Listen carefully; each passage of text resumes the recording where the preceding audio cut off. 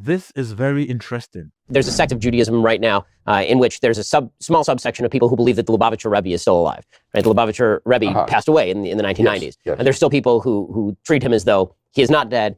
They call him the Messiah. They think that he was the political Messiah. They have, and they still do that 20 years after his death. You know, that's not proof to me that he is actually alive. Some of them claim to have experience. Right. So, you know, especially when you're talking about events 2,000 years ago, if people write that down, I think there's sufficient. I doubt this man's tomb is empty.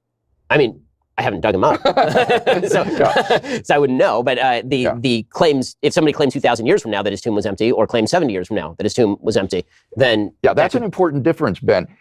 The important time gap is not the gap between the events and the present.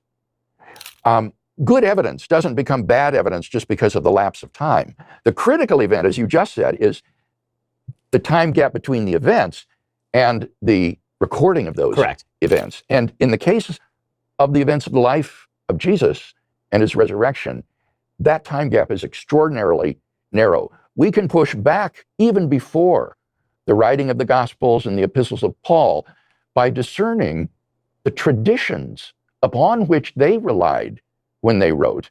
And some of these go back to within, it's estimated, 5 years after Jesus' crucifixion.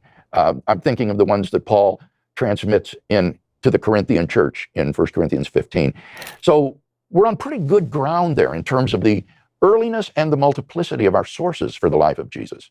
I do not understand what Ben Shapiro's point here is, because the fact that some tiny sect of Jews believe that some rabbi is the Messiah does not invalidate the Christian claim that Jesus Christ is the Messiah.